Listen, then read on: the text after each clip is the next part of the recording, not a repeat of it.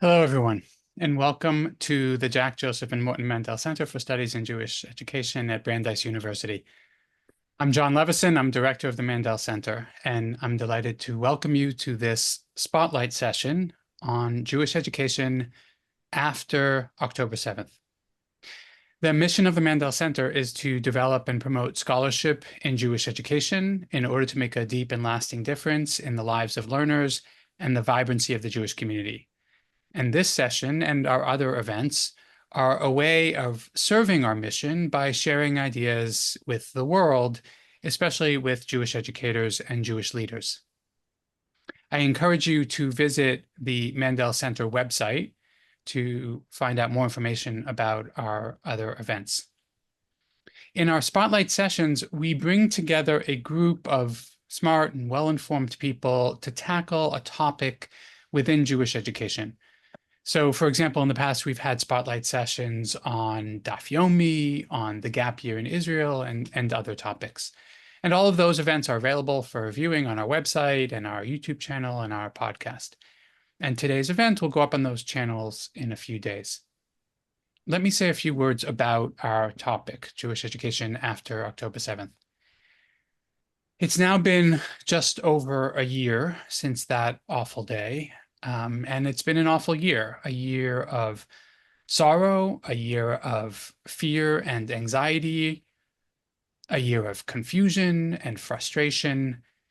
The news from Israel, the news from Gaza, the news from Lebanon and Yemen and Iran, the news from college campuses and North American Jewish communities, the news from other Jewish communities around the world, conversations with colleagues both inside and outside the Jewish world.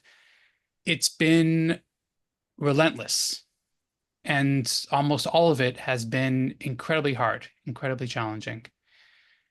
And our job today is to think through those challenges, and more specifically, how those challenges have affected Jewish education in North America. And to do that, I've invited four outstanding colleagues who have deep knowledge and really broad experience in North American Jewish educational settings across multiple settings and sectors. And each of them has spent time this year trying to understand these new challenges. And they're not going to be presenting their research in any kind of formal way, although they may refer to it from time to time. And they're also not representing any particular institution or program. This is really intended to be a conversation among colleagues to share our perspective on what we're hearing and seeing about how October 7th has affected Jewish education in North America. So I want to welcome our guests. I'm not going to give extensive bios. You'll find links about them in the chat, but briefly by alphabetical order. First, Jonathan Krasner has been my colleague here at Brandeis for, I don't know, the last decade or so. He's a specialist in the history of American Jewish education. Second, Matt Reingold is currently an independent scholar and community educator. And for many years, he taught and developed curriculum at Tannenbaum Chat in Toronto. He's published numerous books and articles, and he holds a doctorate from York University. Amanda Weiner is currently a research consultant. For the last several years, she was director of research and evaluation at the Jewish Education Project, and she holds a doctorate from NYU. And finally, Sivan Zakai is Sara Lee Associate Professor of Jewish Education at HUC in Los Angeles. She's the author of an absolutely essential book on Israel education, which is called My Second Favorite Country: How American Jewish Children Think About Israel, and her doctorate is from Stanford. Welcome, everyone. It's good to see you. Before we begin, I also want to mention for our audience that we are conducting the session in a webinar format.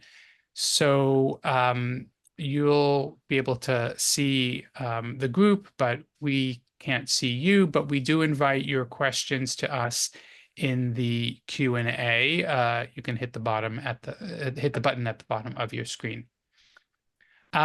Okay, let me begin by asking each of you, let's focus first on students and learners. So I want to start by asking you what you have each seen or heard about students and learners in North American Jewish educational settings after October 7th. Each of you has a different perspective, and I want to hear from each of you. So, Amanda, can we start with you? Tell us what you've seen or heard. Absolutely. Thank you so much, John. It's good to be here with everyone. I'm going to do something very unlike me. I'm usually a quantitative researcher and thinking in big trends. I'm going to talk about one kid. Hmm. I'm going to tell you about a conversation that I had with a teen participant after they went on an immersive Israel experience this past summer, who was completely baffled by how much their 3 week plus Israel experience centered on October 7th. Hmm. They said things like, everyone's acting like it's 9/11, like it's the biggest thing in the world. Like we came to Israel to have an experience. And so I just want to raise that students might not be experiencing the depth of the emotional experience that some of us are, and that Israel, in a lot of ways, for some, it might still be their favorite country or their second favorite country. And they wanted to see pieces of it as this magical, historical, um, tradition, cultural place. And they really had a hard time reconciling even those teens who made it through so many boundaries to get to an immersive experience are still not equipped with some of the skills to process the gravity of this time. So That's so that has been stuck in my head. Yeah, it's uh, so interesting. It's so interesting to think yes. about, right? Of course, kids are different, people process things differently. And that one of the, right, without trying to quantify, one of the kind of sub phenomena among our learners may be those who really are desperate for some normalcy, whatever exactly that means. Hard to know exactly what that means, but are looking for a different outlet. Matt, what do you think? So, unlike Amanda, I'm going to go bigger and I'm going to talk about larger groups. And what I've observed amongst learners in secondary schools and in university and post university is a real desire for community after October 7th.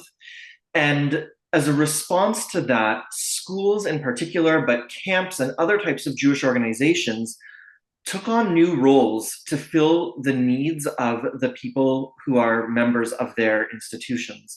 And so, for example, what I observed in schools is that traditionally schools, of course, played this role of conveying knowledge and information and filling in students' gaps about what is Israeli history and where is the West Bank and what is Gaza and how did Hamas end up in charge.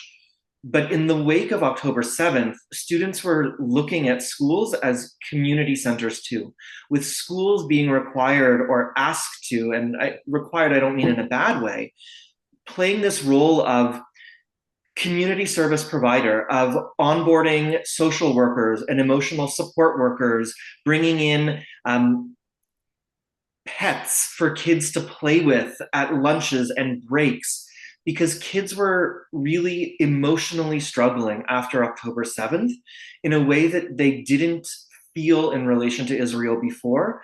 And the community spaces became new venues for them to encounter community, to form relationships with people, and to deepen their connections to those around them, the schools around them, their teachers, their camp counselors, in a way that they hadn't encountered before. Matt, that's really interesting. There's a long history of communities asking schools to do more, right? Those of us who know about the kind of the history of schooling, of kind of layering on extra expectations on schools, and it sort of makes sense if these are places where kids are going to gather, that they would be identified in that way. Jonathan? Yeah, so over the past few months, I've really been focusing a lot on the experience of college students, university students, and uh, I have been involved in a study. I'm not going to go into the details, but basically, it's a qualitative study where we've talked to uh, number of college students across the United States. And I guess I'll follow Amanda's lead and just tell three very quick stories to give you a sense of the variety out there. So I'll tell you a story about Bram, who is, these are all not their real names. These are all pseudonyms. Bram is someone who October 7th was a real motivator for him. What he saw going on in Israel and Gaza, the emotions that he felt, and as well as the anti-Semitism that he perceived on campus, really charged him and caused him to throw himself into pro-Israel activities on campus. Really made a big difference in terms of sort of how he created a social life around himself, much more Jewishly focused than before. Then I'll tell you about Ava, another university student who was completely thrown by October 7th and Gaza, and felt that her Jewish educational environment did not provide her with the tools that she needed to understand what was going on. She did a lot of her own research after October 7th and came away feeling somewhat betrayed by the Jewish community, because she felt like it was all Hasbara. It was all a lot of propaganda, and that in fact the situation was much more complicated than what she thought. And she threw herself into JVP, into Jewish Voices for Peace. And then the third person, and maybe this kind of person maybe kind of receives less attention because the other two are more active and this one is more passive. And I'm thinking about Matt's discussion about community before. These are people who are kind of not sure what to think. They're thrown by it. They're thrown by the anti-Semitism or what they perceive as anti-Semitism. They're thrown by what's going on in Gaza. They're not happy, but they don't. A lot of people in in the younger generation and Gen Z they're not joiners. They're not institutionalists, and they are, and especially these people, they're not comfortable associating with any organization, but they've become much more discriminating and much more pessimistic in the last 12 months. So I'll stop there. Interesting. And and we don't, and the kind of questions that you ask, the kind of study that you're in the middle of, Jonathan, we don't know how many people they represent. You're not trying to generate Absolutely. This wasn't a quantitative study. This was a qualitative study. But what I will say is that, if we compare the results that we found to the quantitative studies done by colleagues, for example, at the Cohen Center at Brandeis or Eitan Hirsch over at Tufts, it's not so much that, we had the exact percentages of these kind of students, but the people who we spoke with, I'd say, correspond to populations that they have also found. Yeah, great. Sivan. So we'll move from higher education to much, much younger Jewish learners. Most of my work has focused on elementary age students in the wake of October 7th. In the past year, my HUC colleague, Dr. Lauren Applebaum, and I have been working on a Mandel Center project called Learning and Teaching About What Matters. And as part of that project, we've been interviewing 4th and 5th graders who attend both day schools and supplementary schools. And I want to share with you a story of a child I interviewed just yesterday. Like Jonathan, I will use pseudonyms. Let's call this child Sarah. Sarah said to me, "Ever since October 7th, and I quote, I feel a little shattered inside." Young children, 4th and 5th graders, but I have heard from parents really across the Jewish globe with children as young as 3 and 4 years old who have heard horrible details about what happened on October 7th, about the ongoing war. In this project, I have heard literally dozens upon dozens of Jewish elementary school children say that they imagine themselves or their loved ones as hostages in Gaza. They are thinking about really deep, really dark things. And also a subset of children who say that they are really also imagining themselves as civilians in Gaza who are caught with nowhere to go and nowhere to flee and no guarantee of their safety. And young children are holding all of this, sometimes with wonderful, wonderful emotional support and psychological support from their parents, schools, and communities, and sometimes all alone in their own heads and hearts. Because as another child told me in a different interview yesterday, a lot of my teachers just say, oh, just don't worry about it. Like, you don't have to worry about it. And this child told me, well, I'm already worried. Yeah, maybe not advice that's so easy to follow. Just don't worry about it. Sivan, can you explain a little bit more when you heard Sarah say that she was shattered? Do you have a sense what she meant by that? Well, I asked her what she meant by that. And she said that every single day since October 7th, she has been tuning into the news. Sometimes it's on a television in the background of her house when she wakes up in the morning. Sometimes she goes and searches the internet. But every day there has been really sad and really heavy news from Israel. And every day she said, my heart, a little bit of my heart crumbles even more because I know that every day is going to bring something new and sad. Wow. And the other thing that she said right after that was, and this is just the beginning. And I wasn't sure what that meant. I thought, wait, just the beginning of the war? I mean, we're a year in. What do you mean by just the beginning? And she said, no, it's just the beginning of my life. I'm a child. This is just the beginning of my life, and I'm already holding all of this sadness. What am I going to do as the months tick on and there's just more and more sad news every day? Wow. Well, it's not just the beginning of my life, but I certainly can identify with that feeling of, every day more sadness, every day kind of interacting. I'm curious as I'm listening to the things that you've shared, each of you. I'm curious whether you have thoughts about sort of the focus on Israel versus the focus on American Jewish community or on anti-Semitism, where you think people's attentions are pulled, if you have a sense of that. Matt, did you want to jump in?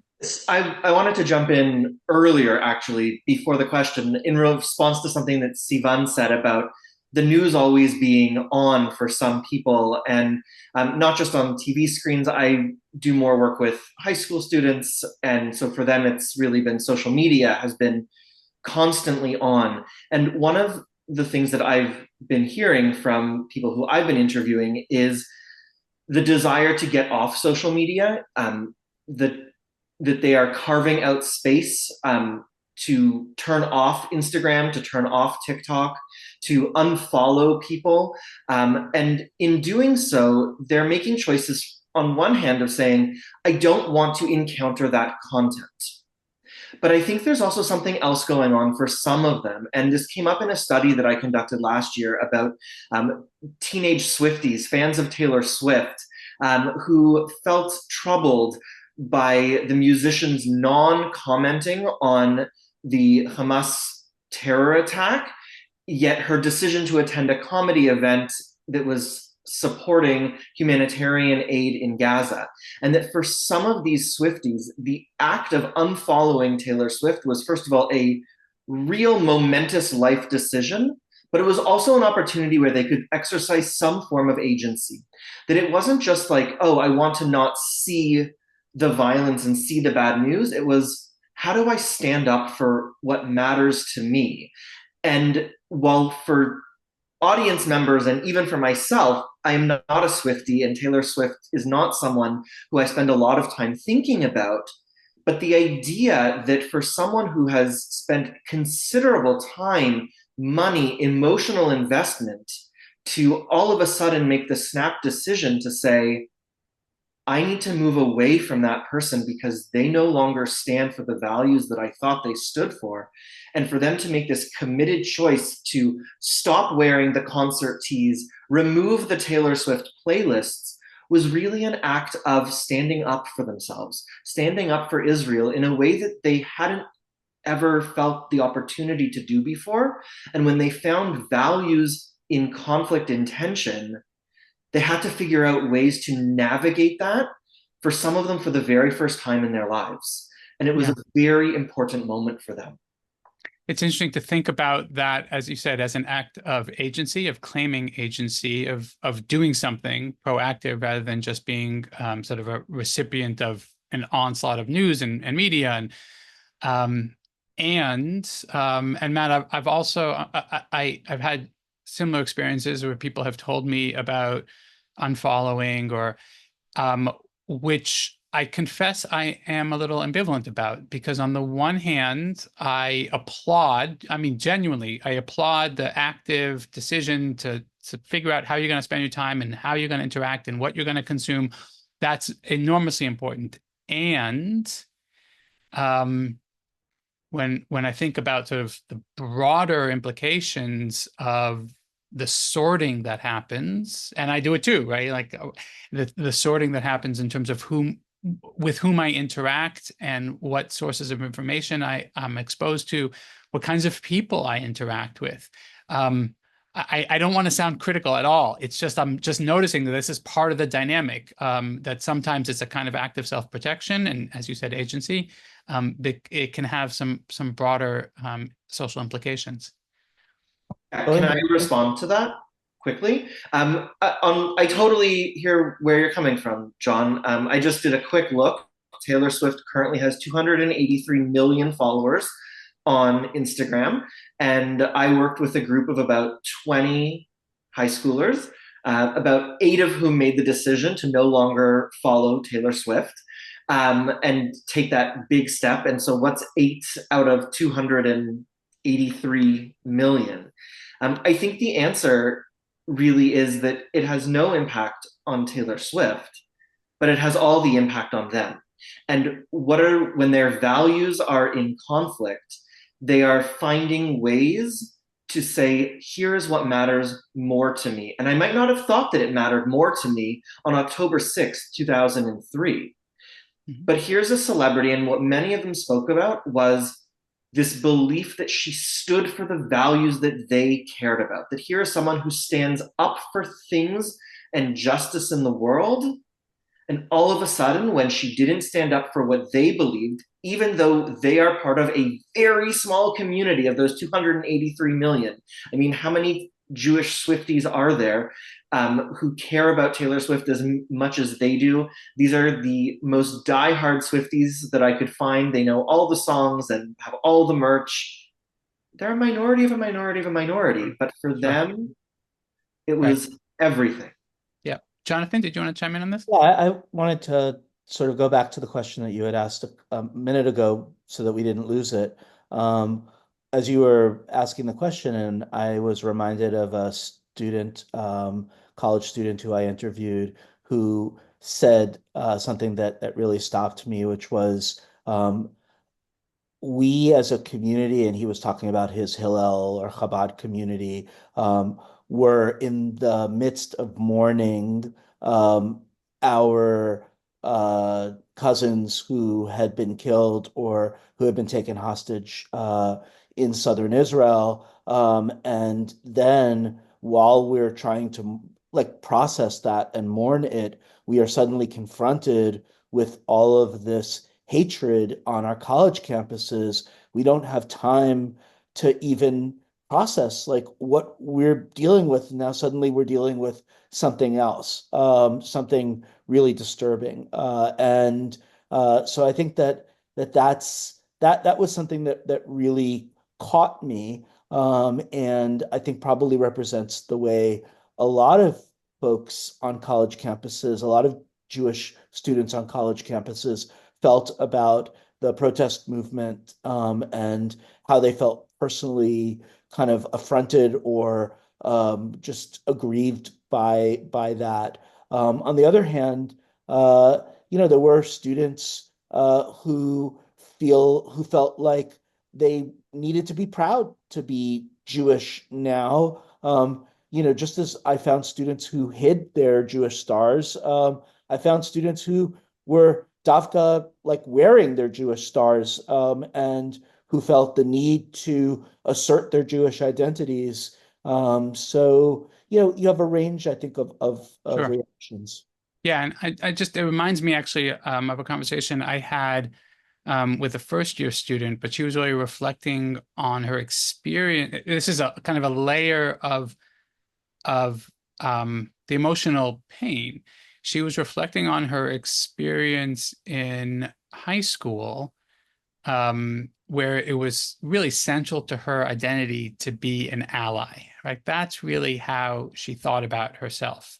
She had gone through, 4 years of high school being an ally to friends who are students of color, friends in the LGBT community.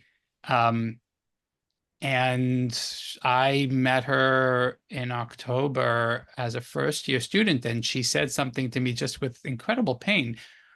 Where are my allies? This was her understanding of the role, and again, I'm not claiming. I certainly wouldn't claim. I don't know how representative she is, but it's a layer to the challenge that at least some of our students are encountering in their interactions with non-Jewish students, with non-Jewish peers and communities. Amanda, do you want to chime in? Yeah, I do. I just want to say that 6 years ago, this was the topic of my dissertation research, was about comfort and about how those Jewish higher ed students, grad school students who joined caring professions or were seeking to join caring professions deeply rooted in their Jewish identity, and then were confronted with questions about how that could possibly be connected to their identity because of the perceptions of their classmates who are members of more traditionally marginalized communities. So this is not a new phenomena, but I do speculate that one of the interesting effects of this time, and I'd love to hear Jonathan's thoughts on this, is that instead of the response being to sort of vacillate, like sometimes I'm doing a little bit more, sometimes I'm doing a little bit less. It kind of depends on what is happening and what external stimuli there are. What I'm seeing is actually that it's just becoming more severe in one direction, whichever direction it is. That as time is moving, the choices are not thought of as micro as they might have been in the past. Like, kind of depends on how I'm feeling this holiday, if I'm going to observe it, or what I'm going to wear and not wear, and I make a choice every day. It seems to me, from what I'm learning, that the curation that these students are doing and that these learners are doing in all sorts of spaces to silence other voices is moving them further towards the same path, versus constantly engaging with new and different ideas that are helping them, make different choices. So, Amanda, Any thoughts on that? are you pointing to phenomena that we might call polarization, where people are sorting into different camps or ideologies and having less movement back and forth? I haven't quite named it that yet, but Okay. perhaps that is the appropriate name for it. I was thinking that maybe curation was a slighter term, but maybe where we'll end up is to have some of these different discrete groupings that Jonathan hinted at earlier. Yeah.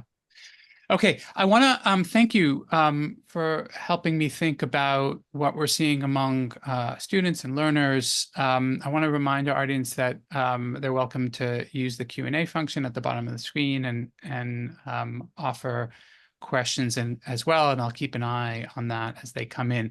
I want to turn from our students and our learners to our teachers, our educators. And I'm curious what you have seen or heard about how things have changed since October 7th. Sivan, do you want to start us off?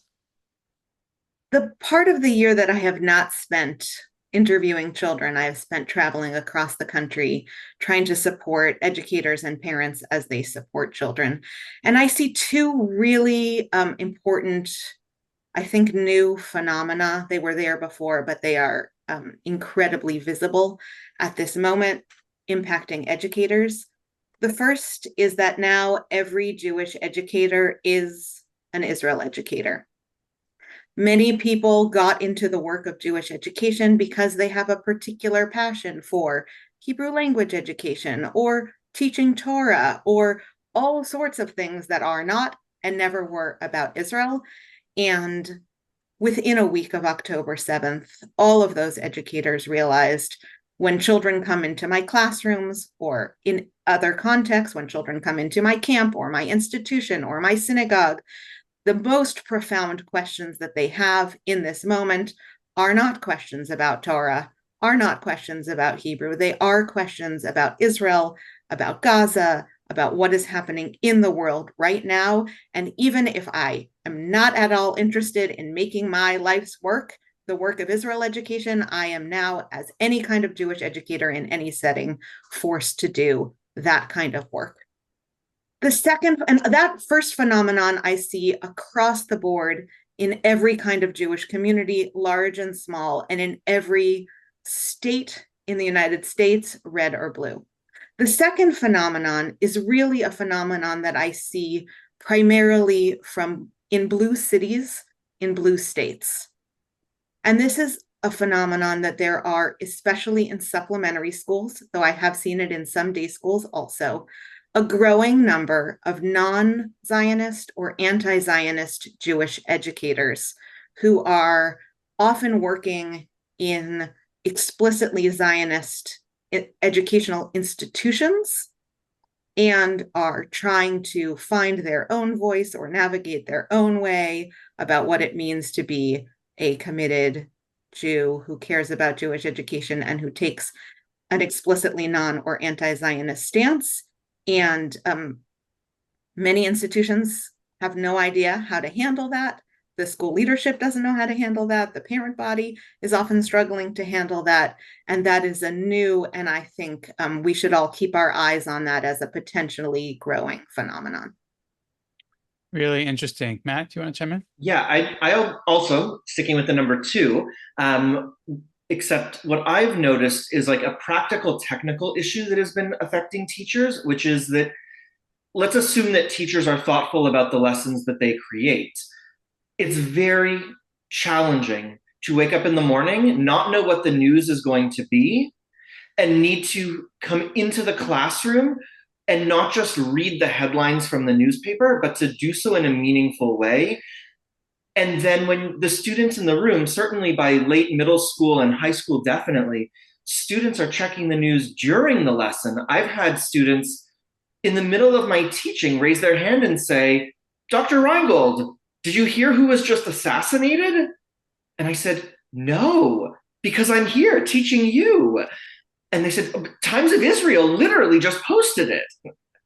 And I have kids scooping. And on one hand, I love the fact that they are so invested in what's going on, that they are following the news, even when they're in class.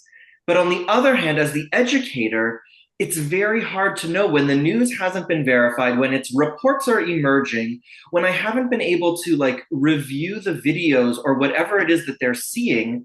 That is really challenging when every day educators feel that they need to create new content. The second is an ideological philosophical one, that for a number of the studies that I've conducted, I've looked at how are we teaching a more complex or nuanced Israel? And what are the choices that educators are making? Why do students want to be hearing these more complex stories? And I feel that over the last year, there has been a real shift away from telling that more nuanced story of Israel that acknowledges aspects of Israeli history that are troubling, not only in relation to Palestinians, but in relation to absorption difficulties of Ethiopians, that educators over the last few years have been telling complex stories of amazing inclusionary efforts, but also instances where Ethiopians felt that they experienced racism or discrimination. Over the last year, I've heard educators in schools, educators at camps share that they are not telling those complex stories in the same ways. And the reasons for doing so are vast.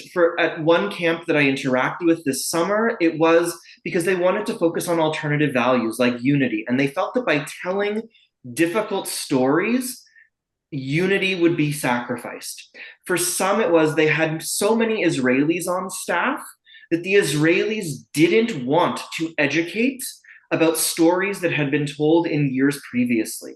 I had worked with a number of camps this summer who in years past had told stories about Palestinians in the West Bank, and their staff felt that they could not or would not tell those stories this year. And then I think an even larger group is similar to what Jonathan talked about before, of this like Jews feeling that like I've allied with causes and people are not then allying with me, that the educators feel that if they tell some of these more complex stories, that might lead their own Jewish students to turn away from Israel.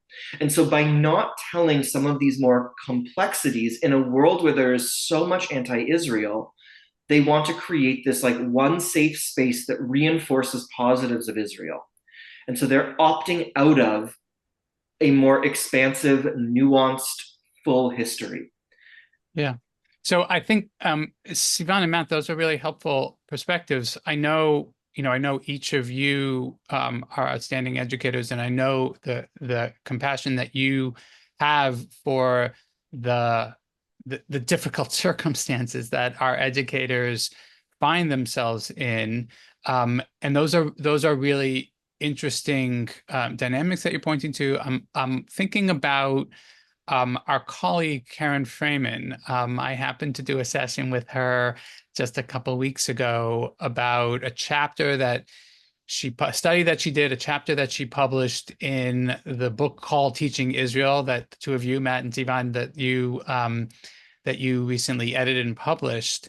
And that chapter was all about the obstacles that teachers face that they identify in talking about Israeli-Palestinian conflict in their educational settings. And it feels like things have gotten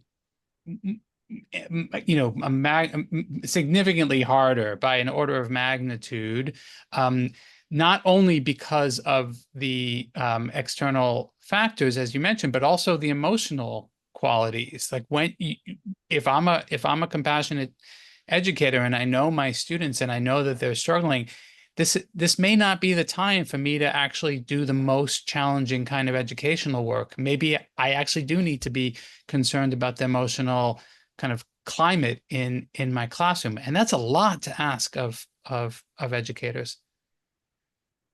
I don't think that that's where a reticence to talk about things comes from, John. I don't think that it comes primarily from a well-meaning attempt to protect students from additional emotional stuff, although that may be a factor. Part of what is so fascinating to me about the study that you just mentioned, completed by Karen Freeman, is that she was able to show that across the board, many people who have the professional role of Israel educator in their institutions, so now not the kind of educator that I was talking about before who came to the work to teach Torah but finds themselves teaching Israel, but people who actually have Israel education as a large part of their professional portfolio, have been across the board deeply committed to teaching about the Israeli-Palestinian conflict. They believe it is important. They believe it is absolutely essential for their students to know, and they feel paralyzed to do that work. And that feeling of paralysis that Karen found even before October 7th, I do think you're right, is even more prevalent now. But that paralysis actually, at least in her research, wasn't about the students at all. It was actually about the educator and the difficulty of the educator, part of it perhaps about imposter syndrome. How much do I need to know in order to be able to facilitate conversations about this? Also, a lot of it about the politics, the institutional politics of working in a Jewish world, if we kind of take as a given that we are living in an increasingly polarized age, and that the parent body in our institutions and the student body in our institutions is increasingly polarized, then having the wiggle room to maneuver there is really, really difficult.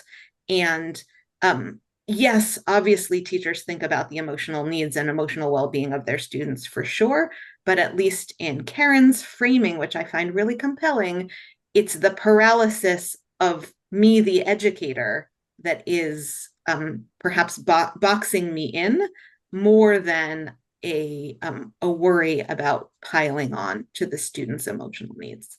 Great, thank you. I want to say something about a particular subset of our professional colleagues, the ones who are working in what we would historically have thought of as pluralistic institutions. And I've certainly seen this in terms of Hillel staff, but I also taught at a pluralistic day school for a number of years. A lot of these institutions were initially conceived with religious pluralism as the kind of operating, DNA. And in the last few years, it's not just since October 7th, but in the last few years, they've really been challenged to think about what it means to be Jewishly pluralistic in a much wider sense. Like, who's in and who's out? Where do the boundaries go? And I don't think that there's been one uniform way that these institutions have responded, but I think that there's been a lot of stress around, where they're going to put the lines of pluralism. Pluralism doesn't necessarily have to include everybody. It can also be, circumscribed pluralism. But I think that we are seeing a lot of institutions, Hillels, Jewish day schools, summer camps, who are that are suddenly faced with this question of, especially around Zionism, as we were talking about before, like, is non-Zionism or anti-Zionism going to be part of our pluralistic Jewish world or not? Yeah. Amanda? I want to add one other layer here, which is, you mentioned earlier, Jon, what's happening on the North American side and the perception of how Jewish young people are feeling in their everyday lives. And I've been wondering a lot about to what extent educators are feeling the depth of the challenges they've had in educating their past students. And if our educators are feeling like either they or the systems or the institutions have failed students in the past, given that we see some major challenges with students who have been so affiliated and so embedded in our communities and institutions, not necessarily having the skills, the attitudes, and behaviors to undergird this time in North America, if and how they're experiencing anti-Semitism, complicated feelings, nuance side. So I would wonder about if any educators are sort of looking more systematically, taking a step back and questioning, have we been doing this wrong for years? And how do we have to pivot? Do we have to pivot? What does that mean for the what I care so deeply about and what I've committed my professional life to? So I want to make sure I understand, Amanda. So are you thinking about educators who are observing, let's say, just to be as specific as possible, who are observing Jewish students that they may have taught, they may have been in their class or in their bunk, or who are, let's say, participating in left-wing critique of Israel? rethinking their own pedagogy or their institution stance. Is that what we're talking about? I am talking about that to some degree. I also will say apathy. That Mhm. I think there's both. I think there's concern both about the caution, or the cautious attitudes towards those who have sort of taken a step back and don't have the skills, as well as the active towards the left, which some of our institutions and individuals would see as a problem or not the goal of having these students embedded in these institutions. So I would say both.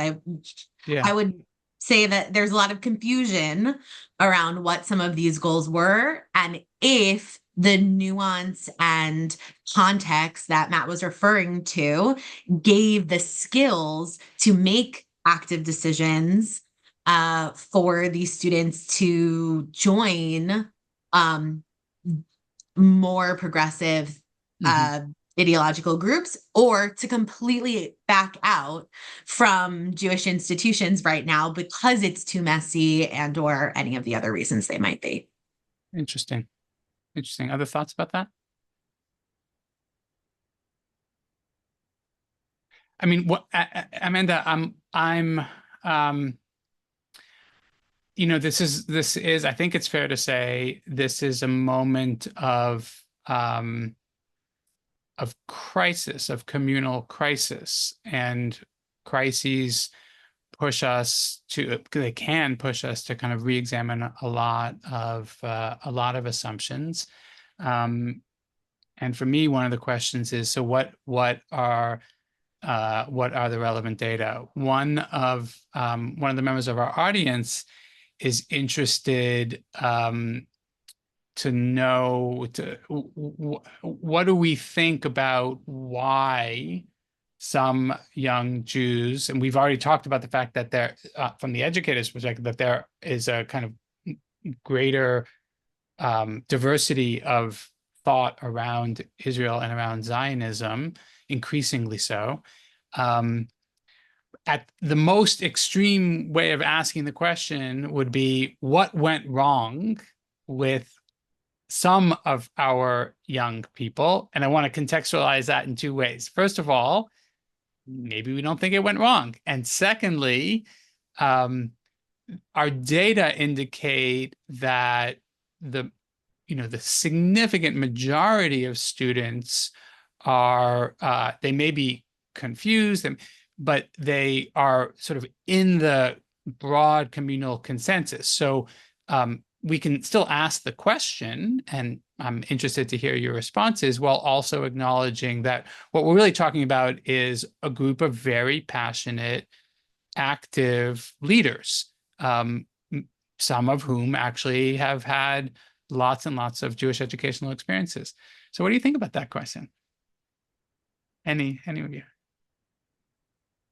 Well, I mean, I'll tell you again a couple of anecdotes. One of the people who we spoke with was telling us that he and a friend decided to go see the movie Israelism, which sure a lot of people on who are watching this are familiar with, even even if they haven't seen the movie.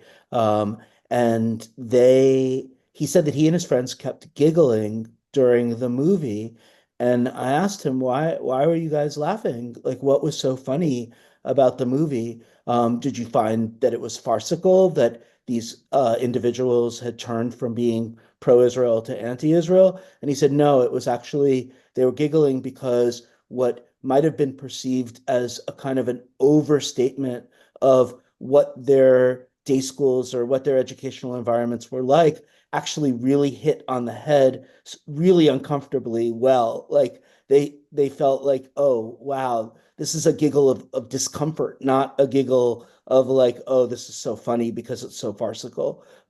So I think that there is, I'm not, again, it's a subset of people, but I think that there are some people that are really turned off by the um, I don't know, by the pushing too hard, let's say, of a particular narrative, and the mixed messages. I think that our colleague Tali Zelkowicz talked about this in a different context a decade ago, how, in their secular subjects, you're dealing with jungle gyms where kids are encouraged to think for themselves and to make mistakes and even fall off sometimes. Whereas when it comes to Israel education, we're so worried that they come out in a certain way, thinking a certain thing, that it ends up stifling them, at least a subset of them.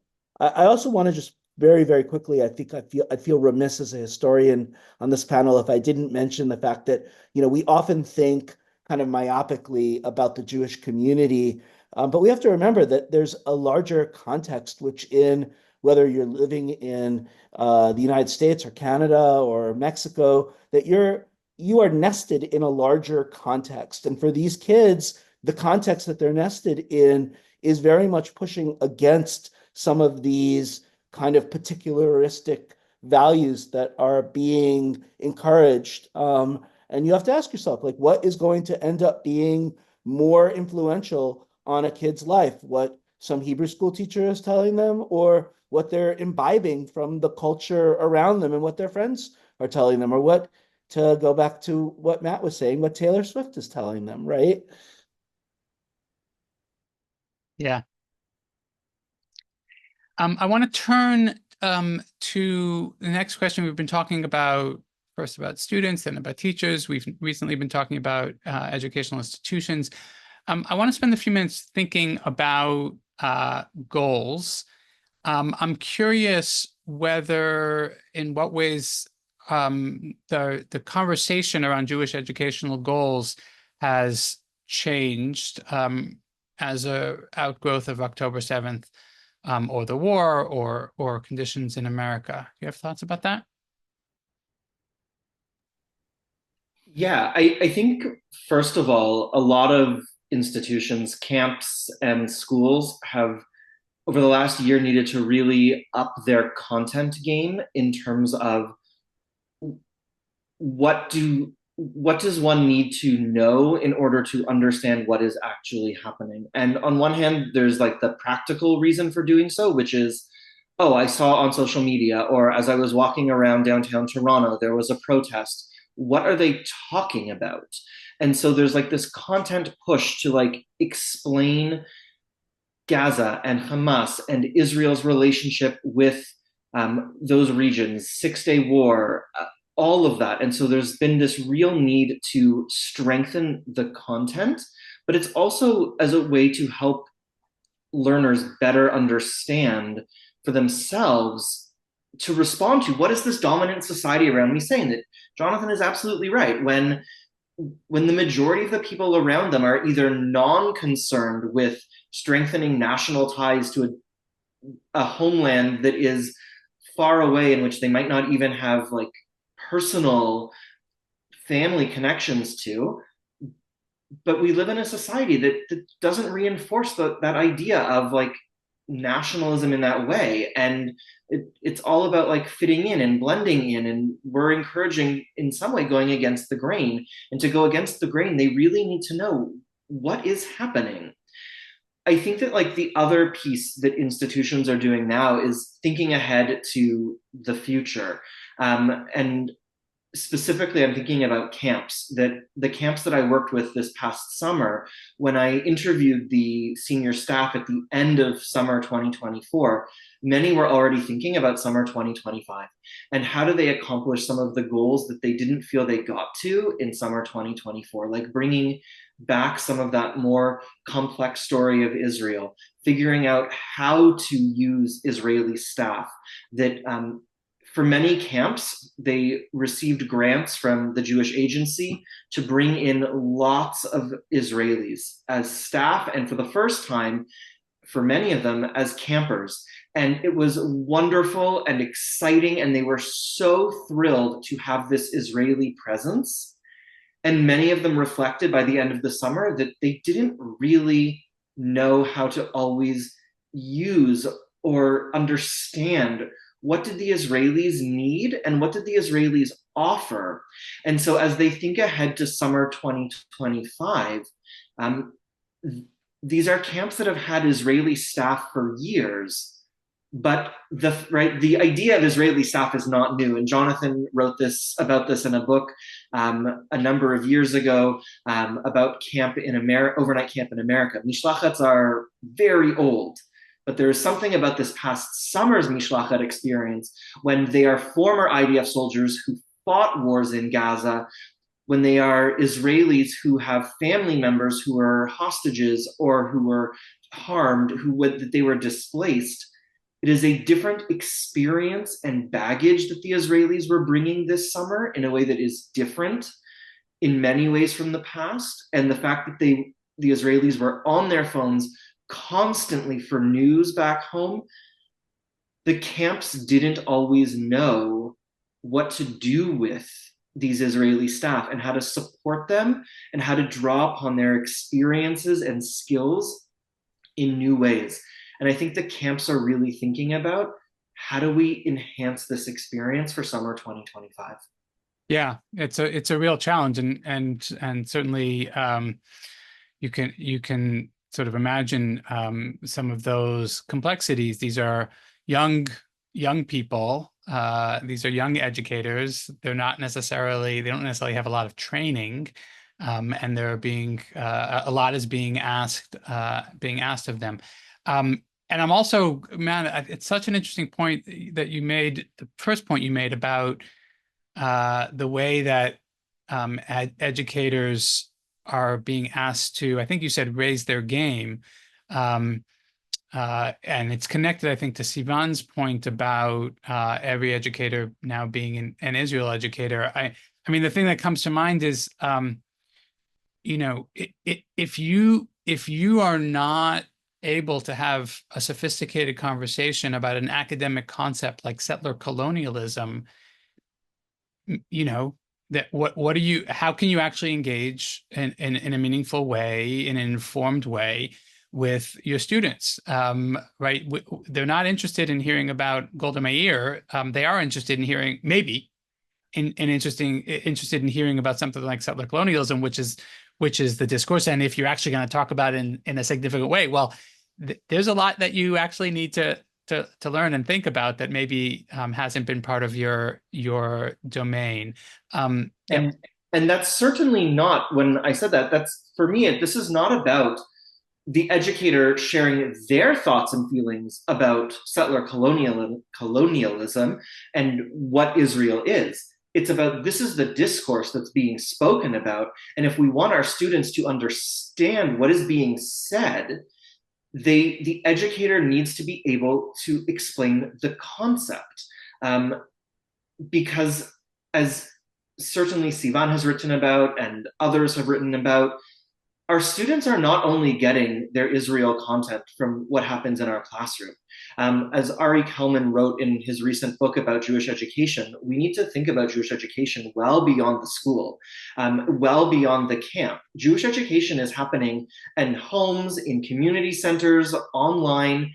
And if our classroom teachers, who are the ones who are spending probably the most amount of time with them in an educational way, are not able to talk about these things in an intelligent way that allows students to make sense of it, they're getting it elsewhere. And I think that's to the detriment of what Jewish education in school spaces can offer. Yeah. Other thoughts? Sivan, did you want to chime in?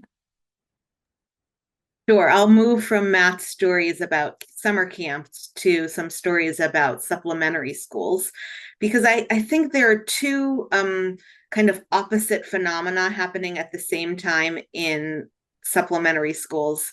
One is very, very, I think, optimistic, and the other one I am a little more skeptical of. And the good news story is that I have seen an expansion from coast to coast of supplementary schools saying, maybe our work is not just about B'nai Mitzvah preparation. If we want to prepare young people to be ultimately adults participating in the Jewish community, we have to seriously teach about Israel. And there are new curricula being developed by institutions, new ways of talking, and a new commitment to including Israel as a central part of the Jewish educational experience of young people in supplementary schools in a way that I think is long overdue. And it took October 7th to make happen, and it should have happened before, but it is good that it is happening now. At the same time, there is, in many places, a narrowing of acceptable conversation and discourse in Jewish institutions. And if a kid comes to their Jewish institution with profound questions, not just about settler colonialism, but about the nature of Zionism, about the idea of competing nationalisms, about what kind of future we would like to build for the world, for the Jewish people, what is justice, what are the ethics of warfare, profound questions that I know children are asking. In many institutions, and not in all, but in many institutions, those are being redirected towards a positive support for Israel, for the Israeli army, for trying to focus on a sense of connection. Someone on this call earlier talked about, I think it was you, Matt, a camp trying to push unity. We are not united. The Jewish community in the United States is deeply divided about Israel politics. Children, we've heard from kids as young as fourth grade, deeply, deeply divided about questions about the ethics of this war and what ought to happen to bring a more just and peaceful future. And kids need a place to talk about that. In my mind, the place ought to be their Jewish institutions, but many Jewish institutions are grappling with, I think, a real fear and a real uncertainty in this moment that has led to a narrowing of acceptable discourse rather than offering children a chance to think things through. Yeah. Sivan, this is, one of the things that I've learned, one of the many things that I've learned from you over the years, from your scholarship and your educational work, is to think about Jewish educational spaces, to imagine Jewish educational spaces as the places where children learn to have, we can call it a civic conversation or conversation, a mature conversation, a conversation about things that matter with others, typically adults who care for them and who care about those issues as well, and to bring those students into those conversations. Other thoughts about how Jewish educational goals may have changed? Well, I mean, just to build maybe a little bit on Please. what John was saying, one of the things that I heard from a couple of the folks, a couple of the young people who I spoke with, was a dismay about the narrowing of what it means to be a Jew in America from the point of view of these institutions. They didn't exactly put it this way, but I would put it this way. There used to be a variety of entry points into Jewish life, and one could find meaning in Judaism in a variety of different ways. And I was thinking of one person in particular, this kid Max, who I spoke with, who said, he's not anti-Israel, but Israel just wasn't central to his Jewish identity. Torah was central to his Jewish identity. Imagine that. And he felt like Israel had become the religion of American Jews, and that it was all that his rabbi spoke about from the Bima, and it was all that his teachers were speaking about. And like he wanted to know where Torah went. I think that there are probably a lot of other Maxes out there who are just wondering about the narrowing of Judaism. And I think that ultimately we all lose if Judaism becomes one-dimensional that way, and not only for the people who have sort of walked out, sort of put themselves outside of the Zionist circle explicitly, but for other people for whom Israel was there, but it wasn't necessarily central to like why they found meaning in Judaism. Maybe it was Torah, or maybe it was Tikkun Olam or something like that. Right. And I mean, it's a really powerful image, a kid who cares about Torah. Um, imagine that, as you said. And I just want to kind of name this challenge because, for other parts of this conversation for the last hour, we've been thinking about the ways that, right, how deep and how profound October 7th and its after effects have been for many of us, for many of our colleagues. So in a sense, well, it's not surprising that that has been the experience because of those effects. Amanda, do you want to chime in? Yeah, Matt sort of took my thunder a little bit, but I did want to address the parents here and talk Right. about home education. It's okay. You went against the Swifties and now this, so you're on my list. Just kidding. I do want to talk about the parents here as a millennial on the panel and also a scholar of millennial Jewry. I do think that this is one of the after effects of prioritizing Israel education as happening in Israel on Israel experiences. That one of the things that a lot of millennials talk about is that their birthright experience was the pinnacle, and in a lot of regards, their only Israel education. And while that institution has done so much for this population, and one of the things that all Jewish institutions struggle with is continuing to engage their participants as they become alumni, and in this particular case, as they become parents.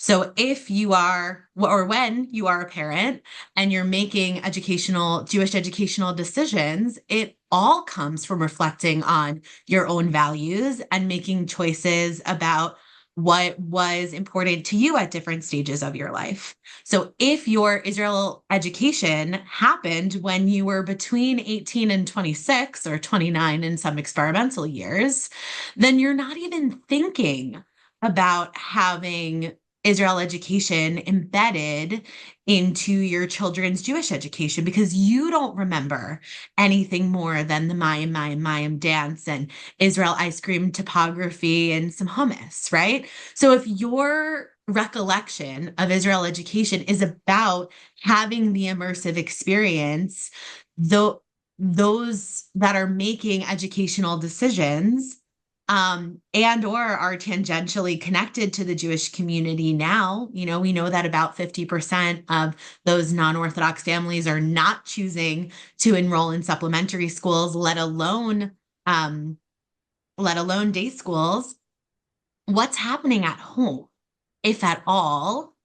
And how can we reconcile with some of the challenges our educators are having to even bring those people, their educational institutions are having to even bring those people in the door to even start the conversation, right? It's going to be even worse than Israel ice cream topography, which apologies for calling that out, but that's just the one that comes to mind.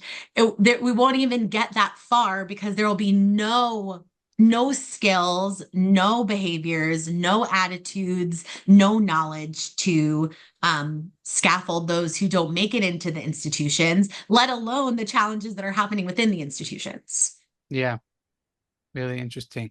I'm keeping my eye on the clock because that's my job. And I want to move us towards a final question to wrap up. I want to ask each of you to share a little bit about what you think Jewish educators and Jewish community leaders need to know about Jewish education in North America after October 7th. So this is your opportunity to give us, 90 seconds of concluding thoughts that we can take away. Matt, why don't we start with you? Thanks for asking. My first would be to lean into complexity in age and stage appropriate ways. We do a disservice to our students and to Israel's rich and vibrant political, social life if we present it in a monolithic fashion. Real relationships, like life relationships, are deep and complex and nuanced, and those who we're in relationships with, we love them, even though we know they're not always perfect.